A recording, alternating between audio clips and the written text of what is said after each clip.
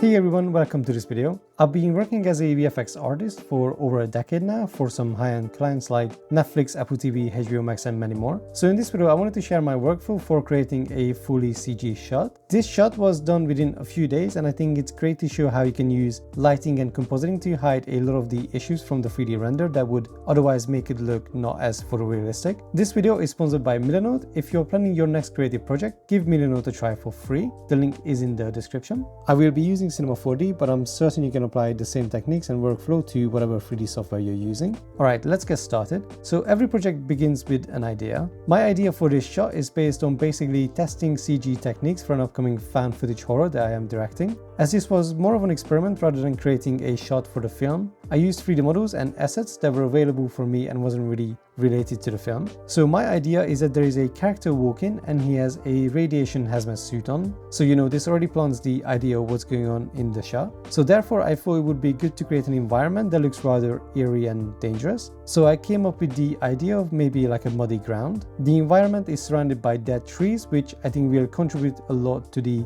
eerie vibe. The environment is completely filled with fog and it would also be raining as well. Alright, so there's quite a lot to unpack before starting to create the 3D scene. So let's break down what the shot requires. So I know that the shot is going to be entirely CG, and one of the things that stand out to me immediately is that he's going to be walking on mud, so there has to be some interaction between his feet and the surface. But I also know that while I will be adding some fog in the 3D scene, which will help to achieve the lighting I'm looking for, I will also add a lot more detail to the fog in the compositing process. To be able to composite fog stock assets realistically, I need to export a depth pass AOV and then use that to add fog elements throughout the different distances. Alright, before I begin with the 3D scene, I need to figure out what kind of lighting and framing I want. I'll make a new board and call it mood board / preferences. I have a pretty good idea in my head, but I always go on Shot Deck to see what others have done and take inspiration from them and sort of mix it together with what I envision. So next, I just search for a few keywords that are related to the shot. Let's first try Chernobyl to get an idea of how the hazmat suit should look like, and then maybe also hazmat.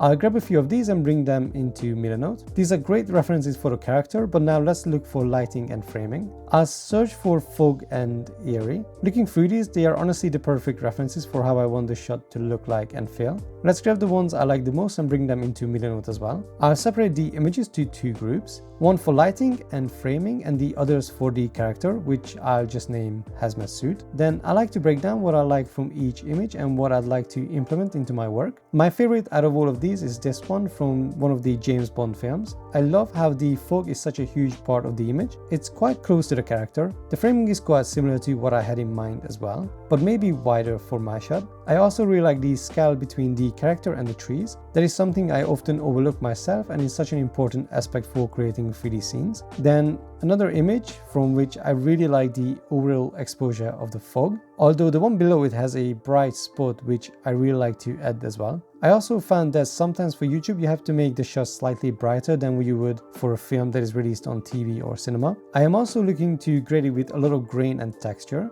I will be grading with Film Convert, which has so many great film stocks and grains to use. So this reference of the boat is great to see how the fog looks with a lot of grain. Once I have all these references though, I can go ahead and finally begin with the 3D scene. Before I begin creating the 3D scene, I want to give a huge shout out to Rebus Farm for helping me with rendering this shot. I actually had to render quite a few tests to see how some of the effects I added would look like, and luckily I was able to do that very quickly with their render farm before committing to rendering the full shot. So if you're in need of a render farm, I 100% recommend Rebus Farm, link is in the description. I will be using Cinema 4D, but I'm certain you can apply the same techniques and workflow to whatever 3D software you're using. I actually went ahead and downloaded the animation with the character as I just used Mixamo. The only thing I did is I separated the canister because that shouldn't bend with the character's animation. To save time as well, I just added it to his hand so I don't have to deal with the interaction between his back and the canister, rather the interaction with the ground. With that out of the way though, let's set up the basic scene. So I'll add the plane. This is going to be the main ground in the foreground. I always add more detail to the foreground elements and less detail to the background elements. So I have the plane and the animation of the character. I will create a camera and set the focal length to be 50. I really like to use medium lenses for wide shots, and they can work especially well for CG scenes. Then I'll position it behind the character and just give it a basic animation, tracking forward with the character. To give it the handheld motion, I will add the vibrate tag to the camera. Enable rotation, set the amplitude values to 1.5, 1.8 and 1.5. Then I'll leave the frequency at like 2. I've done this many times in the past, so these are the most common values I use. I will then duplicate the vibrate tag, reduce the values for the amplitude to like 0.2, 0.3 and 0.2, basically something small. The two together mimic handheld camera motion quite well in my opinion. I'll preview how this looks. You can change the seed if you don't like the motion as well. So this looks great. Later on, I will bake the animation into keyframes, so it will be easier to bring it into After Effects for compositing.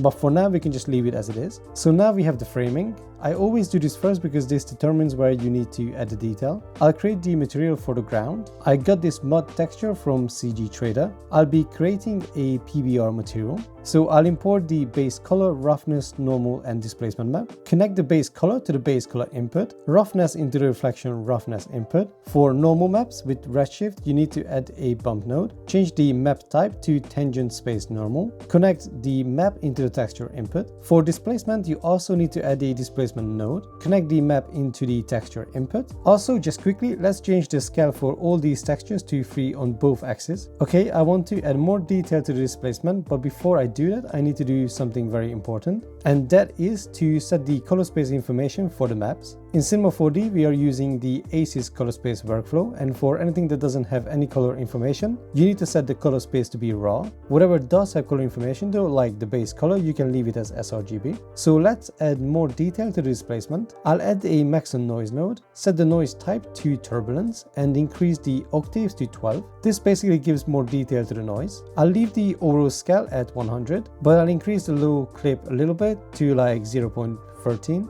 Then copy the displacement node and connect this noise map to the texture input. To then combine the two, we can grab a displacement blender, add the original displacement map to the base input and the noise displacement to the layer 0 input. Then I'm going to set the blending mode to be 0.05. Then I will duplicate the noise map and displacement node, change the noise type to piezo and decrease the low clip back to 0. Then let's also duplicate the displacement blender, and this time connect the first blender to the base input and the second noise displacement map to the layer 0 input, and I'm just going to leave the blending to be 0.05. To be honest, I've done so many surfaces like this, I know from the top of my head how to set it up. However, to preview what this looks like properly, I'll add the temporary HDR map. Right now the displacement is not added because it doesn't have a redshift object tag. So let's add that and go to the geometry tab. I'm going to turn on displacement and increase the scale to 25.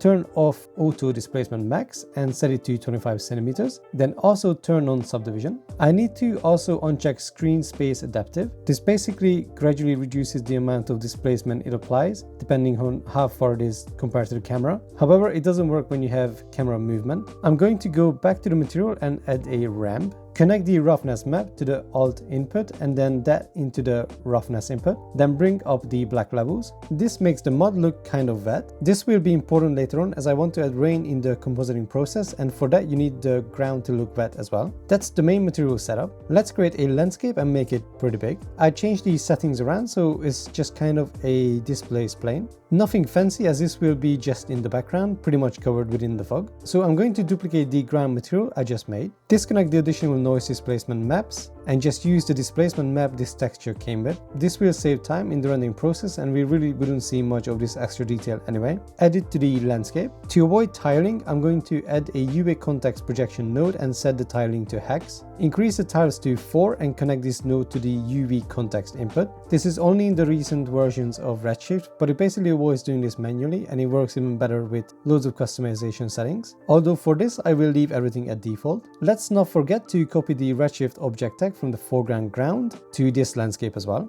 Before I move into lighting, there is one more element that will determine how the lighting looks quite significantly, and that is the trees. So I'll add the Redshift matrix object, which is basically like an array slash cloner. I'll import the trees into the scene. The materials are super basic for these. I'm not even using any of the leaves, so it's just the branches and the trunk. I'll change the matrix to use an object to scatter the particles onto. I'll add the background ground because I want to add the trees to the foreground foreground manually so I can really art direct where they go and how they look. I'll also create a random effector and then make sure to add this in the effectors tab of the matrix. Let's add the trees to be used as the particle objects. I know for a fact that I will have to adjust the rotation of these trees, so I'll set the rotation to positive 90. For trees, I always uncheck align clone because trees usually grow directly upwards instead of following the ground's curvature. The displacement on the ground brings up the texture slightly, so I'll also globally increase the y-axis to 25 centimeters to make sure they don't look like they are buried within the mud. I'll also change the count to 250, so the forest is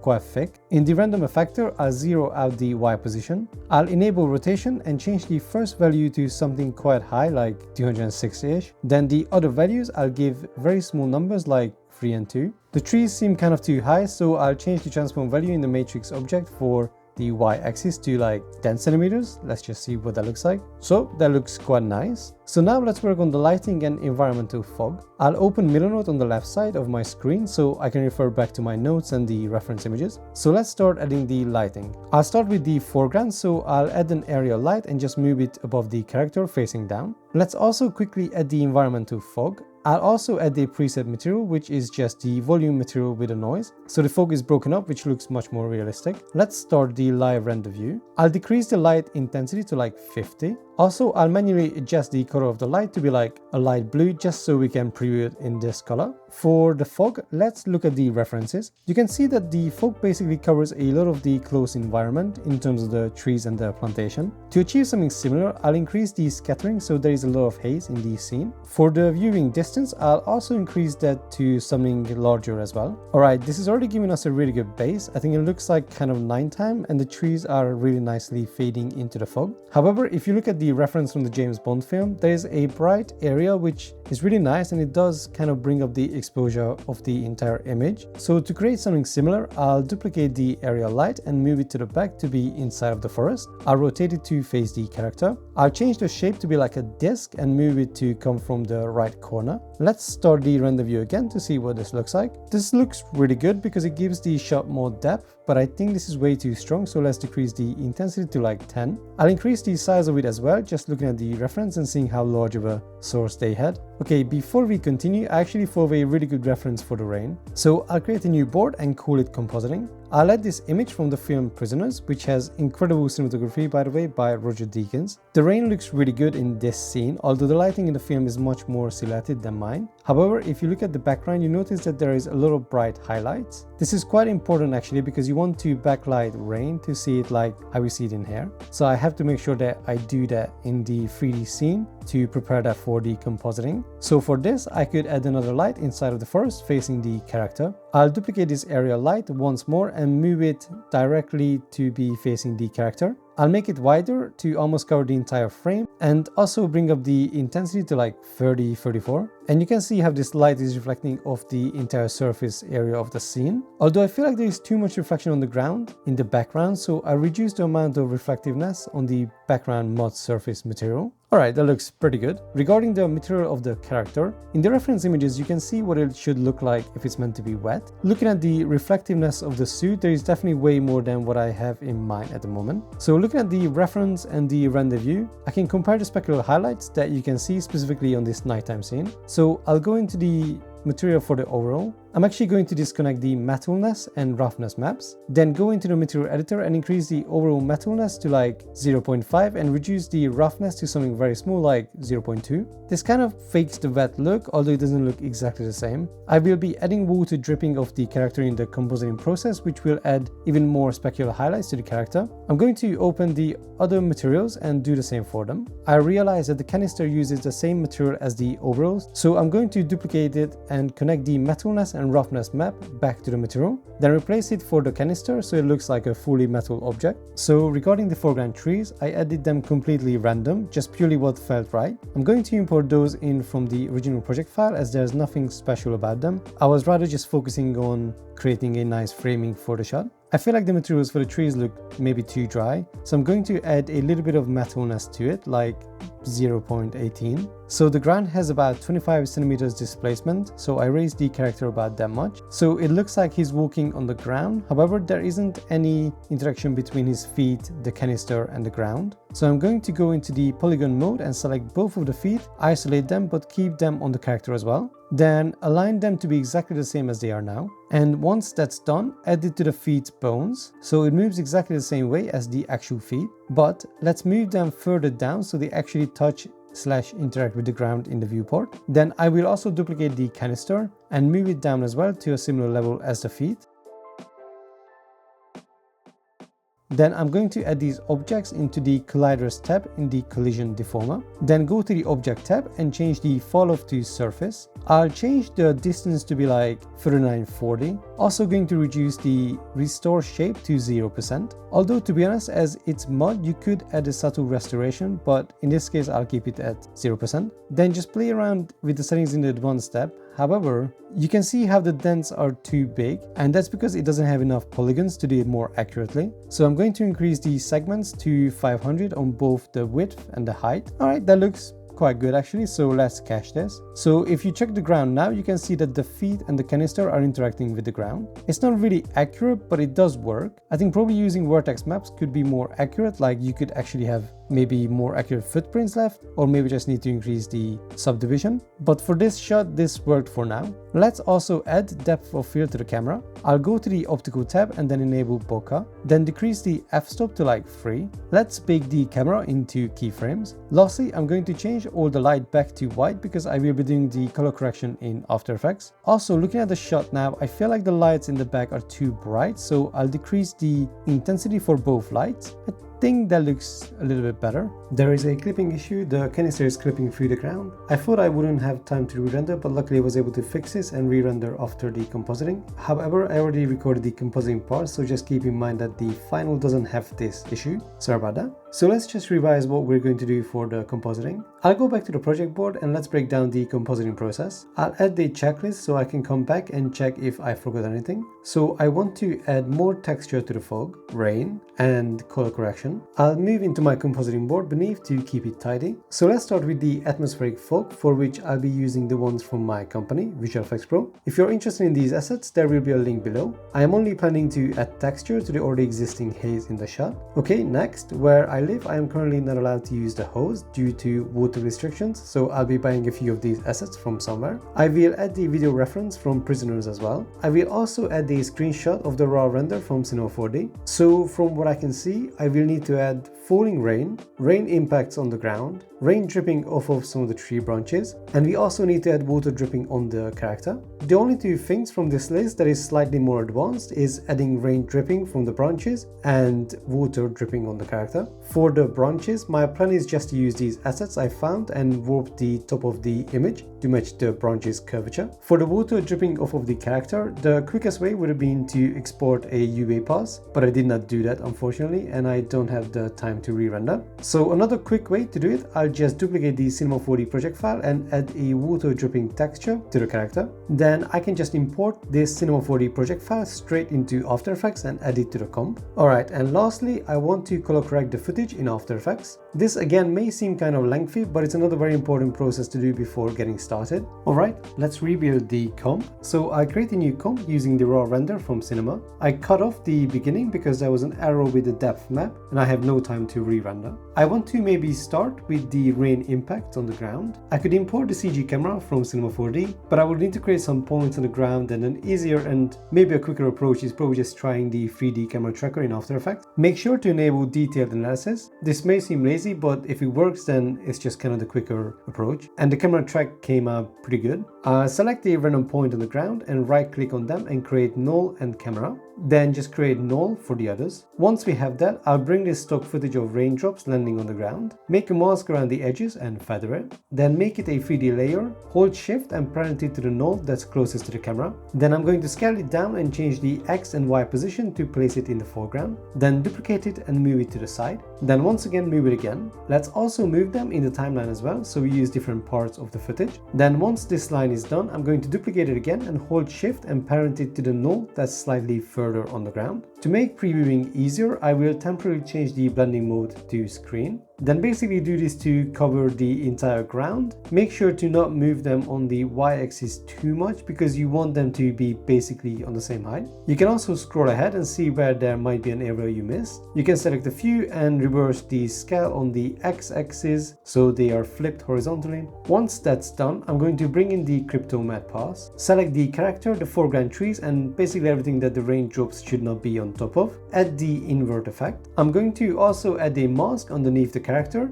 animate it to move alongside him, then feather it along. I'm also going to add a mask to the right side as if the tree is covering this area. Animate it and feather it as well. I'll pre-comp these layers, then use this to drive the Luma matte for the ground rain. Also, maybe now we can add some effects to them. I will just isolate one in the middle and also the footage. I'll first add the unmold effect, which gets rid of the black background. Then I'll add the curves adjustment and switch to the alpha channel, and I'll just bring that down a bit. Lastly, to match the white levels to the footage a bit better, I'll add the tint effect and reduce the white levels to like 80%. Then I will copy and paste these effects to the other copies as well. I prefer to add the effects individually because then I can adjust each of them individually if I need to. Let's move the crypto matte timeline to match the main timeline. I originally did this at the end of comping the actual shot, so I need to remember to do this for the depth pass and any other layer I might bring in later as well. Next, I have these water dripping assets.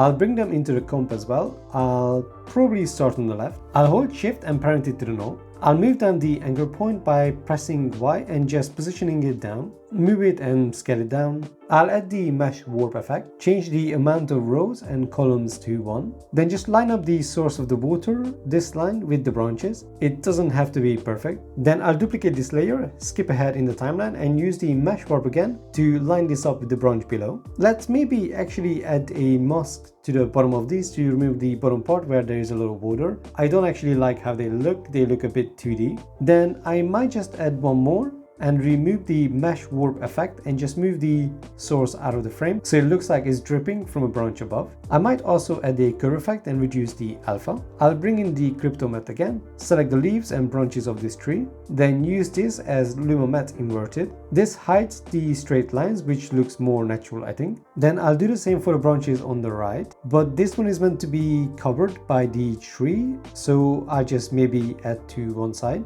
Then there is a branch that's completely exposed in the rain. I'll add quite a bit more so there's look like there's more water dripping off of that one. I'll just be literally using the same technique. For these branches, I'll duplicate the crypto matte pass and reset it. Then select the branches that are meant to be in front of it, and then use this as Luma matte inverted. Okay, let's pre-compose all of these. Add an adjustment layer and name it camera lens blur. Then I'll add the pre-comp of the depth pass. This is a pre-comp because I used the render farm to render half of this version, and the naming of the depth pass is different, so I just combined it. Then use this as the blur map in the lens blur effect. Also make sure to use effects and masks as well. I'll sort of match where the depth of field in the shot is. I can use a high value of blur until I match it. Then I'm going to reduce it quite a bit as I'm working with a fairly low resolution, so I'll reduce it to like 0.2. And that's this layer done, I think. Let's add the rainfall now. I'll copy and paste the camera, add the first rain layer, add a mask to the bottom and subtract it and feather it along. Add unmold, then curves as well. Reduce the alpha quite a bit,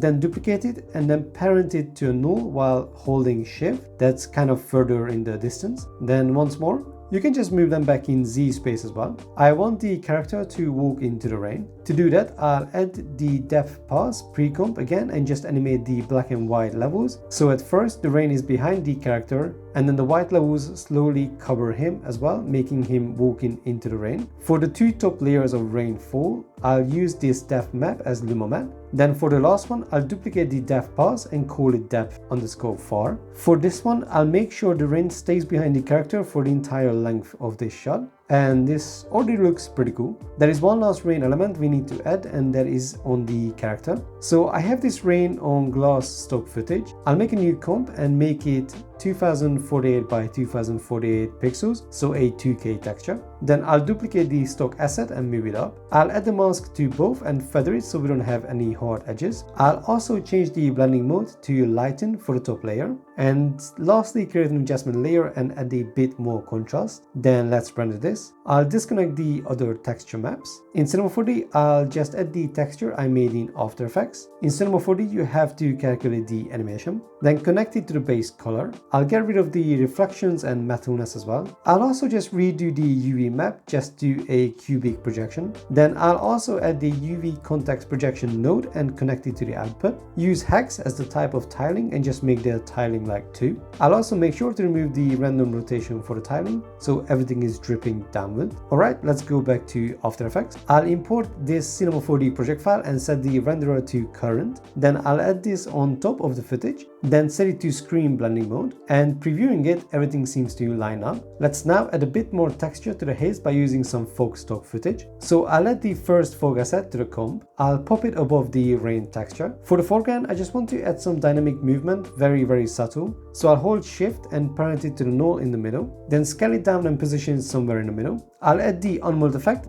then a tint effect and reduce the white levels to 80%. Then add the curves effect and reduce the alpha a bit so more of the texture is visible. I'll then use the same depth map as the rain so the character walks into the fog. Then I'll reduce the opacity to like 5%. I'll also duplicate the fog asset, then leave the selection on it. Grab another asset like this one and hold Alt while dropping it into the comp, and this will replace it. Move it around if you need to. I'll add the mask to the bottom of it as well and then add quite a bit of feathering to it. Next, I'll duplicate it one more time, hold shift and parent it to the far null, scale it down. Then I'm going to duplicate the depth pass and just bring it down to above this layer. I'll animate the levels so this fog element is within the trees in the background. I'll also increase the opacity and tweak the levels for the depth pass. Basically, I just want some movement as well, so it's not just static haze, if that makes sense. This also adds more exposure to the overall background. Alright, that's pretty much the fog completed. So now we have all the additional elements added, like the rain and the fog. I'll now move on to adding effects. So next, let's pre-comp the raw render with the rain texture.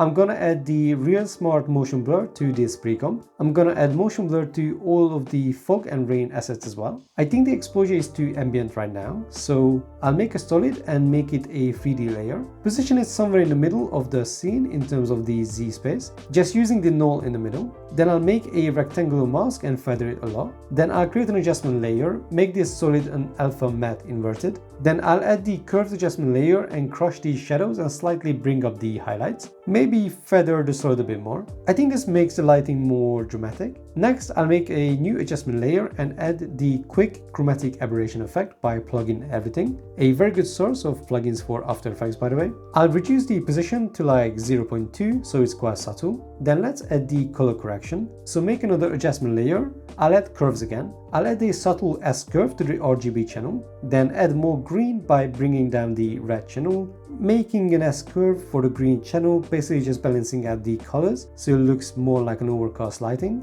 Then I'll add more blue to the colors as well. And that's the end of compositing. So in Davinci Resolve now, this is actually basically how I want the colors to look. So I'll just add grains to the clip using the Film Chroma plugin. I'll reduce the film chroma and luma to 0, but leave the grain at 100. And yeah, that's it. Here's the final shot with the sound design once more. Thank you so much for watching, guys. If you find this video useful, please don't forget to subscribe. Thank you.